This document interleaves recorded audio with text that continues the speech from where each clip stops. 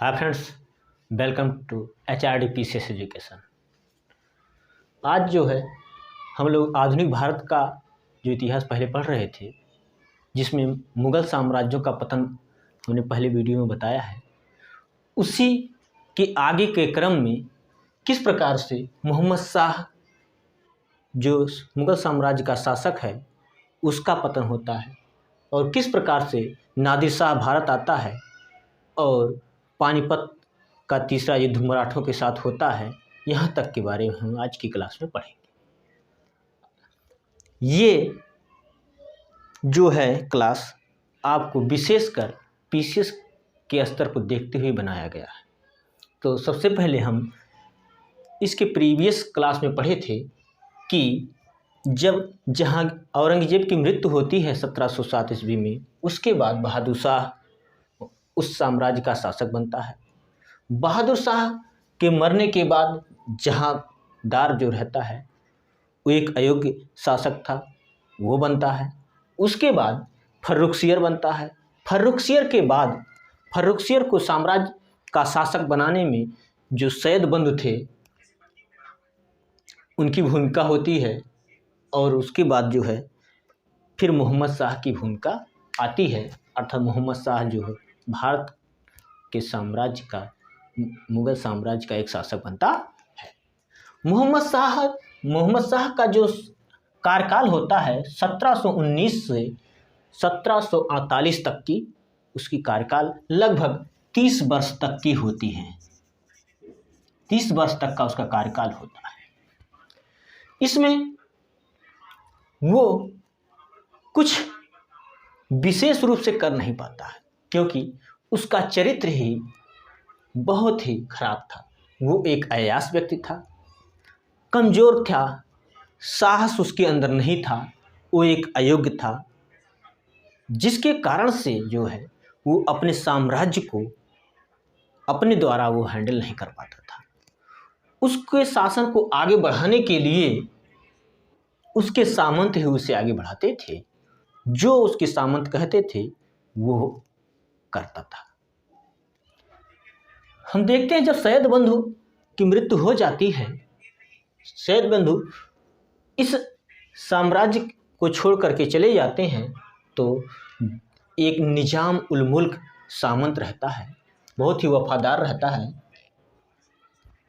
उस मोहम्मद शाह का, जिसके कारण यही सोचता है कि अब हमें इस मुग़ल साम्राज्य को आगे बढ़ाना है।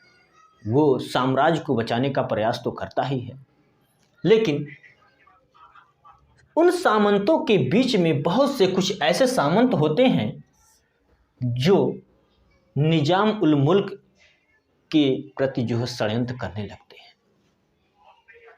अब वहाँ से जो है मोहम्मद शाह जो होता है वो उन भ्रष्ट सामंत होते हैं उनके शिकार में आ जाता है। उनकी चापलूसी, सामंत जो है बादशाह की चापलूसी करने लगते हैं, जिसके कारण बादशाह काफ़ी खुश होता है। अब वो धीरे धीरे जो है अपने मंत्रियों के खिलाफ जो है साजिशें भी करने लगा। क्यों साजिशें करने लगा? क्योंकि उसके जो सामंत थे मोहम्मद शाह के, वो स्वयं उस उच्च पद पर आसीन होना चाहते थे, जिसके कारण से वही सामंत जो है मोहम्मद शाह से जो है साजिश करवाते थे। अब वो भी मोहम्मद शाह दरबार में जो मंत्री रहते थे, जो भी उच्च पदों पर आसीन व्यक्ति थे, उनसे घूस लेने में भी तत्परता दिखाने लगा। अर्थात उस समय उस साम्राज्य की वित्तीय हालत बहुत ही खराब थी, जिसके कारण से जो है वो अन्य मंत्रियों के जाल में फंस जाता है और उनसे जो मंत्री दूसरे से घूस लेते थे उसी घूस में वो भी भागीदारी लेने लगा, जिसके कारण से धीरे धीरे उसके साम्राज्य में धीरे धीरे झगड़ा बढ़ते लगा। झगड़ा होता रहा, धीरे धीरे झगड़ा काफ़ी आगे बढ़ गया।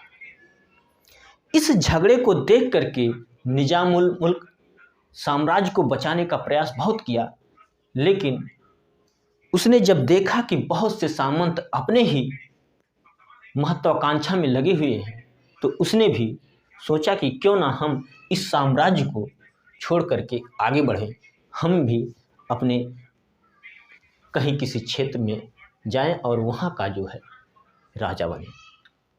इसी को देखते हुए 1722 ईस्वी में निजाम उल मुल्क जो हैदराबाद में गया था, वहाँ उस समय उसका सामंत बनता है और उसके दिमाग में भी जो है महत्वाकांक्षा बढ़ती है और उसने 1724 ईस्वी में वो वजीर का पद त्याग देता है और बाद में जो है 1724 में ही वो हैदराबाद राज्य की या हैदराबाद उस क्षेत्र की नींव डालता है। कौन डालता है? निजाम उल मुल्क। अब इसी को देखते हुए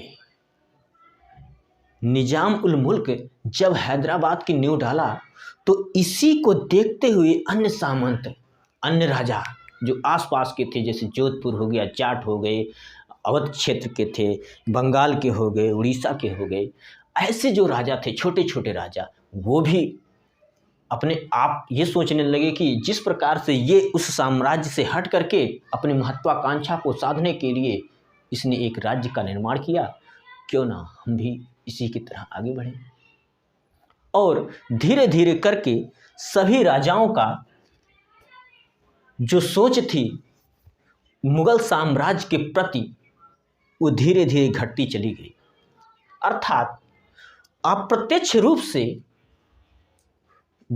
उन्होंने मुगल साम्राज्य का जो सत्ता थी, मुगल साम्राज्य को उसने धीरे से ये कहा, उसने डायरेक्टली तो नहीं कहा कि जो है हम मुगल साम्राज्य को त्याग रहे हैं, लेकिन अप्रत्यक्ष रूप से जो है मुगल बादशाह के साथ ही, अप्रत्यक्ष रूप से मुगल बादशाह के साथ नहीं थे। हम बताते हैं धीरे धीरे उन राजाओं में भी बगावत होने लगी और काफ़ी झगड़ा बढ़ता गया।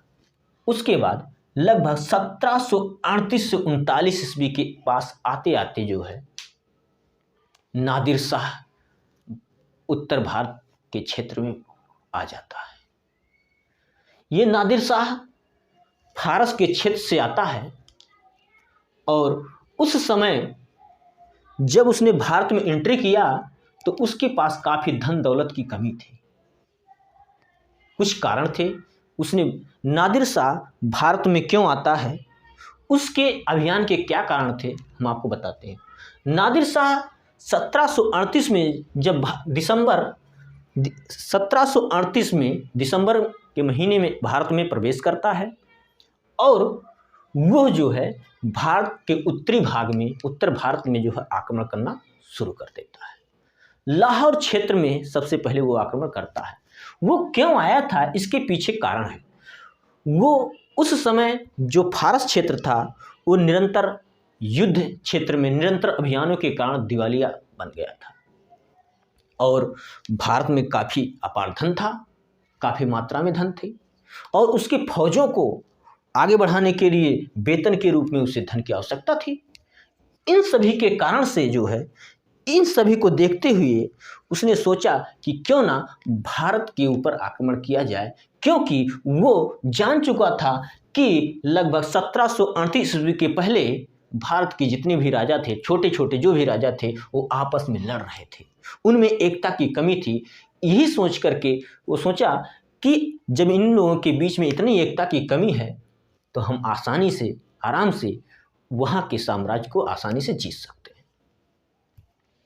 बाद में भारत में एंट्री करता है और वो उत्तर भारत में लाहौर क्षेत्र में, जो पाकिस्तान में इस समय पड़ता है, वो वहाँ पर जो है कब्जा करता है, वहाँ पर लूटता पाटता है।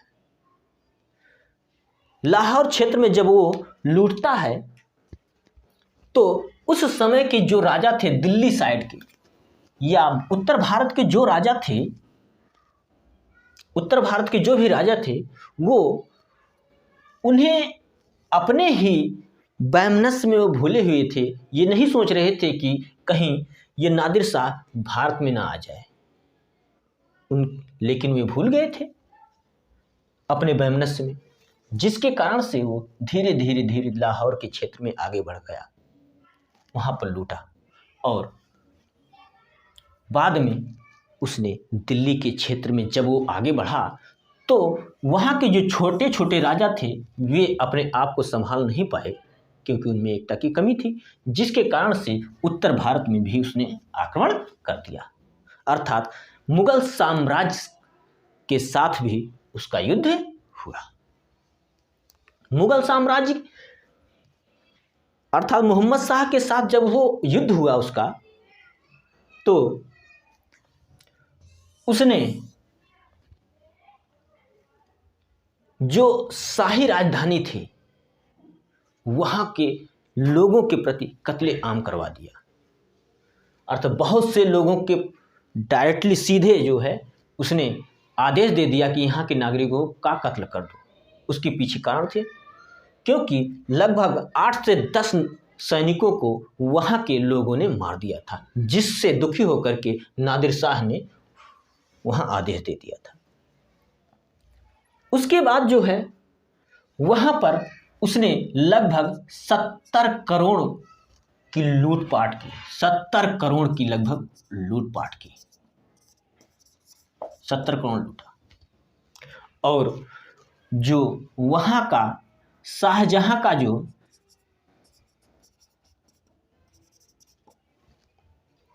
रत्न जड़ित कोहिनूर मयूर सिंहासन था, रत्न जड़ित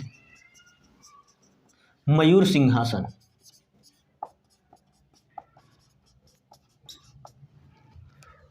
उसको भी वो लेकर चला गया।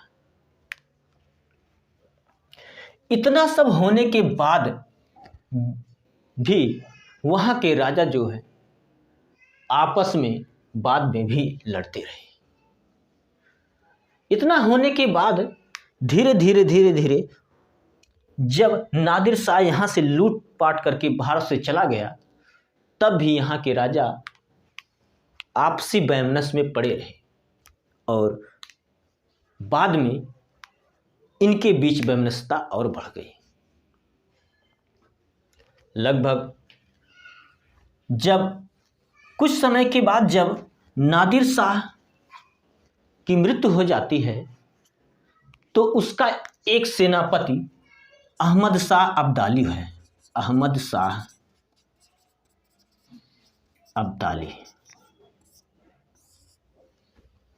अहमद शाह अब्दाली वो अफगान क्षेत्र पर कब्जा कर लेता है, अर्थात वहां का शासक वो खुद अपने आप को घोषित कर लेता है। उसके बाद अहमद शाह भी देखता है कि भारत में अभी भी शासकों के बीच में एकता नहीं है और एक दूसरे में वैमनस्य है, तो वो भी भारत पर आक्रमण करना शुरू कर देता है। कई अभियानों के द्वारा विद्रोह होता है, जिसमें लगभग अहमद शाह अब्दाली 1748 से 67 तक का विद्रोह करता है, जिसमें 1761 ईस्वी में मराठा और अहमद शाह अब्दाली के बीच में बहुत खतरनाक युद्ध होता है, जिसे पानीपत का तृतीय युद्ध के नाम से भी जाना जाता है। हम बता देते हैं आपको कि जो पानीपत का तीसरा युद्ध होता है, वो पानीपत का तीसरा युद्ध, पानीपत थर्ड जो होता है, वो अहमद शाह अब्दाली और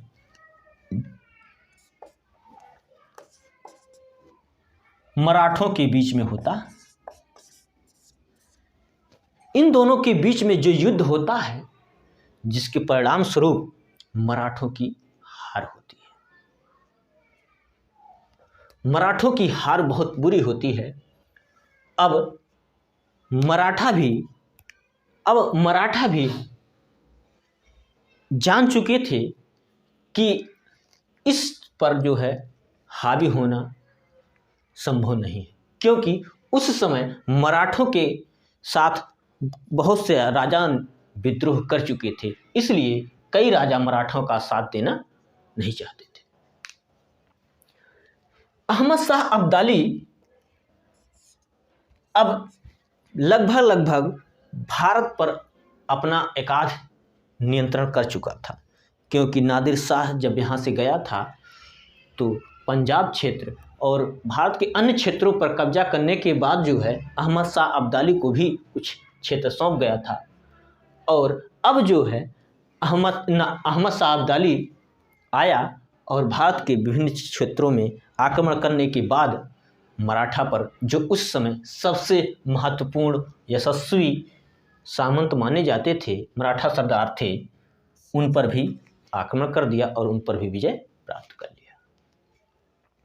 पानीपत का तृतीय युद्ध हुआ जिसमें अहमद शाह अब्दाली की विजय हुई। अब धीरे धीरे करके जो छोटे छोटे राजा थे आपस में अब भी विद्रोह कर रहे थे, क्योंकि उन्हें जब अहमद शाह अब्दाली ने कई प्रकार से विद्रोह तो किया था, जिसके कारण से उनकी वित्तीय व्यवस्थाएं खस्ता हाल हो गई थी। अब वो वहाँ के जो सामंत थे वो छोटे छोटे किसानों को परेशान भी करने लगे और बाद में उनको उत्पीड़न करके काफ़ी ज़्यादा मात्रा में लगान वसूल करते थे, जिसके कारण से काफ़ी विद्रोह हुआ। और बाद में जो है मुगल साम्राज्य के एक दूसरे शासक का अस्तित्व भारत में होता है, जिसका नाम है शाह आलम। और वह जो है भारत पर तो बहुत ज़्यादा समय तक नहीं टिक पाया, लेकिन जितना भी था वो भी अपने सामंतों के बताए हुए रास्तों पर आगे बढ़ता है। अब हम इसके बारे में अगले वाले वीडियो में आपको बताएंगे कि किस प्रकार से मुगल शासक का अंत होता है और ब्रिटिश सत्ता काबिज होती है। यहाँ इन सभी को देखते हुए उस समय जो ब्रिटिश कंपनी थी वो भी जान गई थी कि यहाँ अब जो है यहाँ के राजा इतने कमज़ोर हो गए हैं, इस पर कब्जा करना अब आसान होगा। इसलिए वे धीरे धीरे जो है छोटे छोटे राजाओं से हाथ मिलाते थे और उनके बीच में फूट डालो और राज्य करो की नीति अपनाते थे। और यही प्रक्रिया वो आगे करते गए, जिससे ब्रिटिश शासक का भारत में उदय हो गया। अब इसके बाद हम आगे की वीडियो में बताएंगे कि किस प्रकार से मुगल साम्राज्य पूरी तरह से समाप्त हो जाता है और ब्रिटिश सत्ता भारत में कब्जा कर लेती है। ठीक है, धन्यवाद, जय हिंद।